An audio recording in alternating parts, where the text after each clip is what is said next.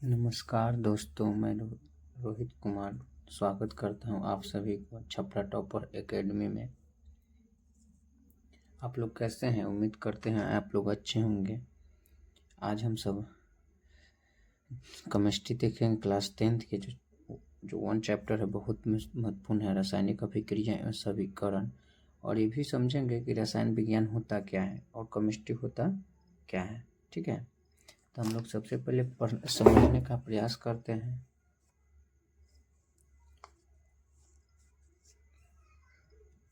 रसायन विज्ञान क्या होता है। देखिए,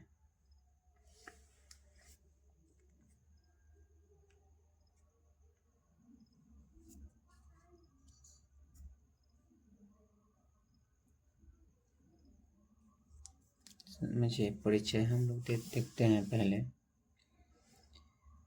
रसायन विज्ञान विज्ञान की वह शाखा है जिसके अंतर्गत पदार्थों के गुण,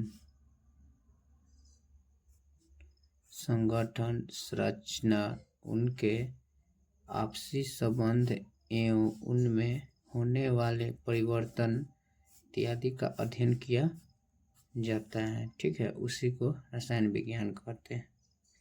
समझ रहे हैं? रसायन विज्ञान की वह शाखा है जिसके अंतर्गत पदार्थ के गुण, ठीक है, फिर संगठन, फिर संरचना, उनके आपसी संबंधों एवं उनमें होने वाले परिवर्तन को इत्यादि का अध्ययन किया जाता है। ठीक है, माने गुण को, संरचना को, आपसी जो संबंध है, उनमें जो परिवर्तन हो रहा है, उसी को रसायन विज्ञान कहते हैं। देखिए, रसायन विज्ञान अर्थात केमिस्ट्री शब्द की उत्पत्ति मिस्र के देश के एक कीमिया से हुई है। ठीक है, केमिस्ट्री की उत्पत्ति जो हुई है मिस्र देश के एक कीमिया से हुई है, जिसका अर्थ है काला रंग। इसके अध्ययन को केमिस्ट्री टीचिंग कहा जाता है। ठीक है,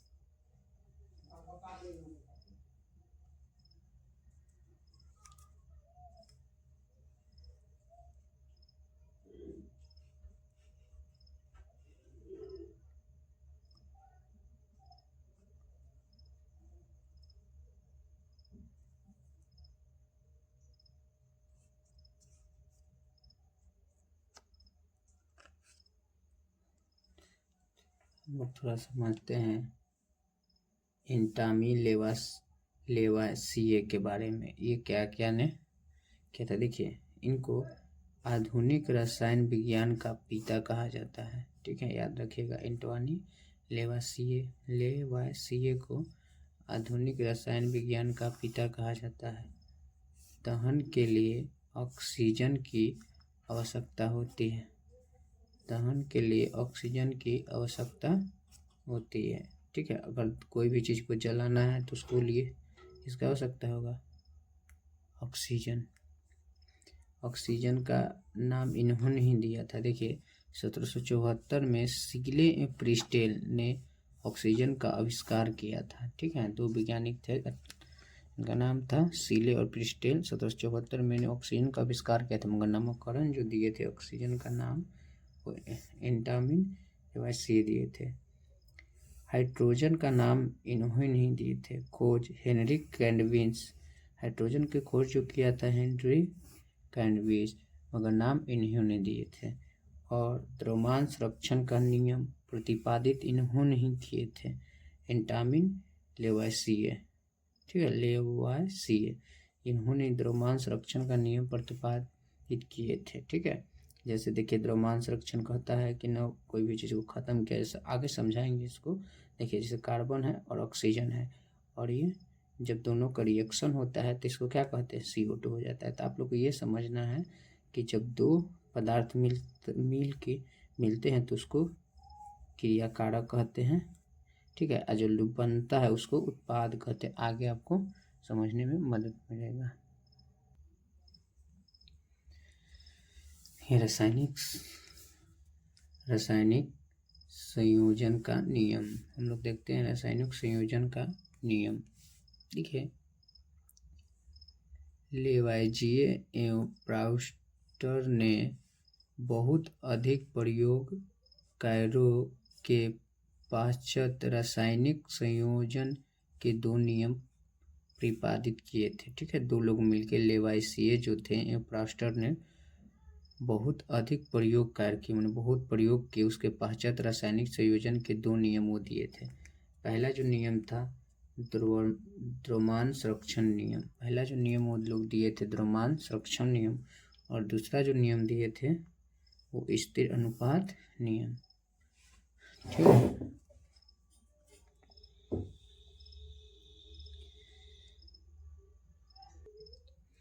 द्रव्यमान संरक्षण नियम को हम लोग समझते हैं। देखिए,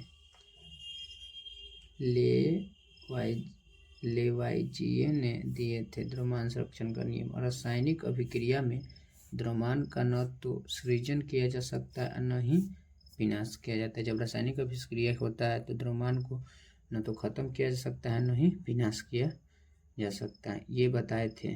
ठीक है, और द्रव्यमान संरक्षण लेवाइजिए ने। और दूसरा दिए थे स्थिर अनुपात का, इसमें बताया गया था कि प्रास्टर ने दिए थे। ठीक है, प्रास्टर जो ने थे वो दिए थे स्थिर अनुपात का नियम। किसी भी यौगिक में तत्व शायद एक निश्चित द्रव्यमान के अनुपात में विद्यमान होते हैं। ये बताए थे कि कोई भी यौगिक है, ठीक है, यौगिक जब 2 या 2 से अधिक पदार्थ को मिलकर बनता है तो उसे यौगिक कहते हैं। तो किसी भी यौगिक में तत्व शायद एक निश्चित द्रव्यमान के अनुपात में विद्यमान रहते हैं, कि रहते हैं। जैसे देखिए H2O, ठीक है, और इसमें द्रव्यमान, तो इसका परमाणु संख्या 1 हो गया, भले इसका परमाणु द्रव्यमान 1 और इसका हाइड्रोजन संख्या 1 और इसका परमाणु द्रव्यमान 16। अब देखिए इसका परमाणु द्रव्यमान 2 है, इसका तो 1/2। तक वही कह रहे हैं कि किसी भी यौगिक में तत्व शायद एक निश्चित द्रव्यमान के अनुपात में रहता है। कोई भी यौगिक मगर एक जो तत्व रहेगा निश्चित द्रव्यमान के अनुपात के विद्यमान होते हैं। जिसे जल के यौगिक में तत्वों के द्रव्यमान का अनुपात हमेशा स्थिर ही रहता है, इन्होंने समझाए थे। यहाँ से मेरा टॉपिक स्टार्ट होता है भौतिक परिवर्तन एवं रासायनिक परिवर्तन। भौतिक परिवर्तन एवं रासायनिक परिवर्तन। तो हम लोग समझते हैं भौतिक परिवर्तन क्या होता है। बहुत लड़का कंफ्यूज होता है और ये 2-3 नंबर में भी प्रश्न पूछते हैं एग्जाम में। तो भौतिक परिवर्तन को अच्छा से हम लोग समझते हैं। देखिए, पदार्थ में होने वाला एक ऐसा परिवर्तन, पदार्थ में होने वाला एक ऐसा परिवर्तन पदार्थ के भौतिक गुणधर्मों जैसे आकार, आकृति, आयतन, घनत्व, द्रव्यमान, रंग, ताप में परिवर्तन होता है, लेकिन उनके रासायनिक गुण में कोई परिवर्तन नहीं होता है। ठीक है, मैंने कहा है कि भौतिक गुणधर्म में से आकार में परिवर्तन हो सकता है, आकृति में परिवर्तन हो सकता है, आयतन में परिवर्तन हो सकता है, घनत्व में परिवर्तन हो सकता है, द्रव्यमान में परिवर्तन, रंग में परिवर्तन, ताप में परिवर्तन होता है, लेकिन उनके रासायनिक गुण में कोई परिवर्तन नहीं होता है। उसी को क्या कहते हैं, भौतिक परिवर्तन। तब लोग याद रखिए, कोई बड़ा है उसको काट के छोटा कर दिया, चाहे लंबा कर दिया, चाहे चकड़ा कर दिया, चाहे उसका कलर चेंज कर दिया, चाहे गर्म करके जो भी चीज़ कर दिए लोग उसको, मगर आकार में, मगर भौतिक गुणधर्म परिवर्तन हो सकता है, रासायनिक गुणधर्म में परिवर्तन नहीं हो सकता। इसमें नया पदार्थ नहीं बनता है, इसमें नया पदार्थ नहीं बनता है। ठीक है, यह एक अस्थायी परिवर्तन है। इसमें पदार्थ को वापस मूल अवस्था में लाया जा सकता है। अगर कह रहा है कि यह एक अस्थायी का मतलब है कि अस्थायी नहीं, एक बार बना दिए तो फिर दोबारा आ सकता है। इसमें पदार्थ को वापस मूल अवस्था में, जैसे मान लीजिए गुब्बारा लिए, गुब्बारा छोटा होता है अभी, ठीक है, उसको फुलाए तो बड़का हो गया, फिर उसको छोटा करेंगे तो छोटा हो जाएगा, तो पहले अवस्था में आ सकते। इसलिए बोले, देखिए बर्फ से पानी बना दिया गया, मतलब ठोस से क्या बन गया, द्रव। ठीक है ना, वही है। और इसमें यह उत्क्रमणीय अभिक्रिया होती है। उत्क्रमणीय का मतलब होता है दोनों दिशाओं में चलती है, मतलब पानी से बर्फ भी बन सकता है, बर्फ से पानी बन सकता है। ये भौतिक परिवर्तन का उदाहरण है। आप लोग उम्मीद करते हैं आप लोग समझे होंगे। हम लोग भौतिक परिवर्तन के उदाहरण देखेंगे, एग्जाम्पल देखेंगे। ठीक है, थोड़ा हम लोग इस पे ध्यान देते हैं। देखिए, अगर कोई चीज़ द्रव है, अगर द्रव से अगर ठोस में परिवर्तन हो तो उसे जमना कहेंगे, ध्यान दीजिएगा। अगर कोई चीज़ ठोस है, अगर ठोस से वो सीधे कथी में रूप हो जाता है, गैस में, तो उसे हम लोग ऊर्ध्वपातन कहेंगे। जैसे आप लोग देखिए कपूर, कपूर होता है ठोस, उसको जलाइएगा जैसे गैस का रूप ले लेता है। अगर कोई चीज़ गैस है, अगर गैस को सीधे अगर उसको हीट करेंगे तो कथी में रूप ले लेगा, द्रव में, तो उसे क्या कहेंगे, वाष्पीकरण कहेंगे। तो ध्यान रखिए क्वेश्चन पूछता है कि द्रव से अगर ठोस हो जाता है उसे क्या कहेंगे, जमना कहेंगे। अगर कोई ठोस से गैस हो जाता है उसे क्या कहेंगे, ऊर्ध्वपातन कहते हैं। अगर कोई गैस से द्रव हो जाता है तो उसे क्या कहेंगे, वाष्पीकरण कहेंगे। ऐसे ही पूछ सकता है कि अगर कोई चीज़ ठोस से क्या हो सकता है, द्रव। अगर ठोस है उसको, अगर मान ली कोई चीज़ ठोस है और उसको हीट किए तो पिघल गया, जैसे लोही होता है, उसको हीट कीजिएगा तो क्या हो जाएगा, पिघल जाएगा, तो उसी को क्या कहेंगे, संगलन। तो ठोस से कोई चीज़ द्रव हो जा रहा है तो उसे संगलन कहेंगे। अगर कोई चीज़ द्रव से क्या हो जा रहा है, गैस, तो उसे क्या कहेंगे, वाष्पीकरण कहेंगे। मगर अगर कोई चीज़ गैस से द्रव हो जा रहा है तो उसे संघनन कहेंगे। अगर कोई चीज़ गैस से ठोस हो जा रहा है तो उसे निक्षेपण कहेंगे। इसको आप ध्यान रखिएगा, एक आध नंबर के यहाँ से प्रश्न बनते ही हैं, ठीक है।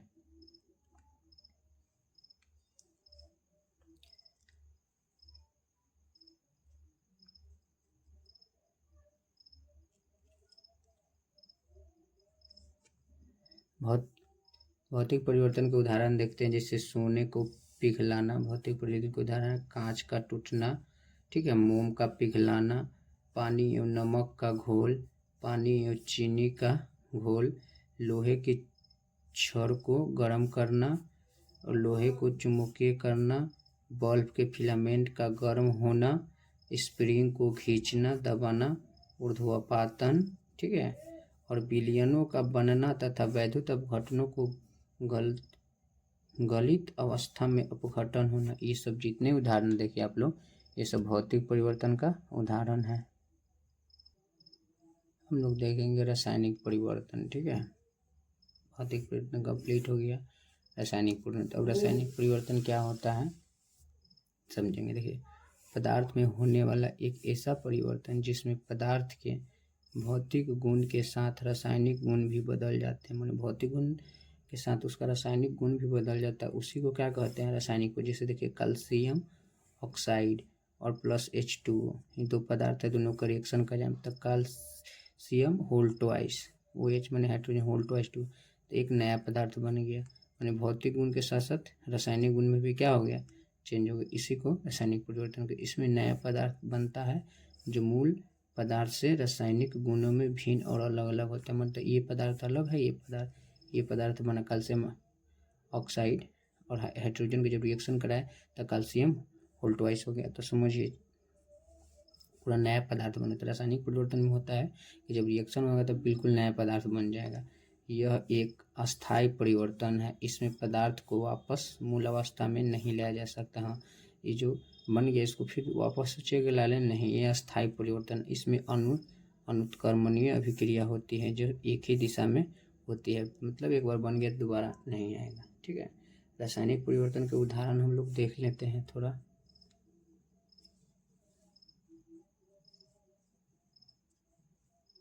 देखिए, जैसे दूध का खट्टा होना, ये रासायनिक परिवर्तन का उदाहरण है। एक बार अगर दूध खट्टा हो गया तो उसको फिर दूध बना दीजिएगा, दूध सही होगा, नहीं हो पाएगा, ठीक है। दूध का दही में परिवर्तन हो जाना, दूध दही से बन जाता है, मगर दही से फिर दूध सोचिएगा बनने नहीं होगा।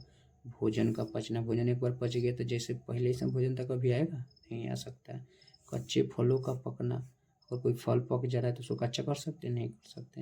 अंडे का उबलना, सेब को काटने पर सेब का लाल होना, कोयले का दहन, ये सब जितनी परिवर्तन हो रहा है ये सब रासायनिक परिवर्तन। आप लोग याद रखें, ऑब्जेक्टिव पूछता है।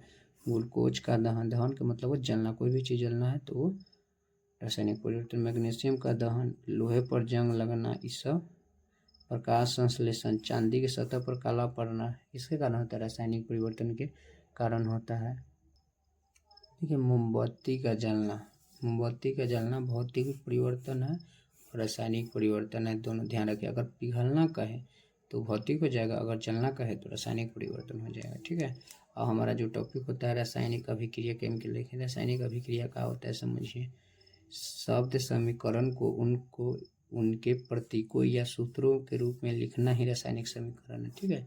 अगर जो भी शब्द समीकरण है उसको प्रतीक के द्वारा, जैसे देखिए इसको तीर के द्वारा लिख दिए, तो यही क्या होगा हमारा रासायनिक समीकरण है। तो उसको प्रतीक या तीरों के द्वारा या सूत्रों के द्वारा ही लिखना ही रासायनिक अभिक्रिया का समीकरण कहलाता है। आप लोग ध्यान रखिएगा। और इसी में आता है संतुलित अभिक्रिया या समीकरण। आप या संतुलित अभिक्रिया पूछ दे या समीकरण या कंकाली अभिक्रिया भी इसको कहा जाता है। ठीक है, वैसा अभिक्रिया जिसके दोनों तरफ परमाणु संख्या बराबर नहीं होते हैं, अर्थात अलग अलग होते हैं, उन्हें असंतुलित अभिक्रिया या समीकरण है। जिसका परमाणु संख्या आप लोग देख लीजिएगा दोनों एक समान नहीं होगा, अलग अलग होगा, उसी को हम लोग क्या कहेंगे, असंतुलित अभिक्रिया या समीकरण। इसके काम के लिए अभिक्रिया कहते हैं। जैसे देखिए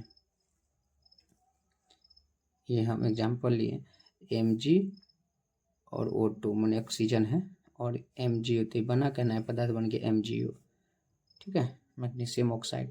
देखिए Mg में कई गो है, एगो, ऑक्सीजन कई गो है, दो गो। इधर देखिए Mg कई गो है, एगो, ऑक्सीजन कई गो है, एगो। तो ये दोनों अलग अलग, इसका मैग्नीशियम एगो है, ऑक्सीजन एगो है, मगर इधर मैग्नीशियम एगो है, ऑक्सीजन कई गो है, दो गो। तो यह संतुलित है। संतुलित नहीं पहचानने के लिए देखिए कौन संतुलित है और कौन से आप लोग पहचान सकते हैं। ठीक है, वीडियो कैसा लगा आप लोग कमेंट करके बताइए। Thank you.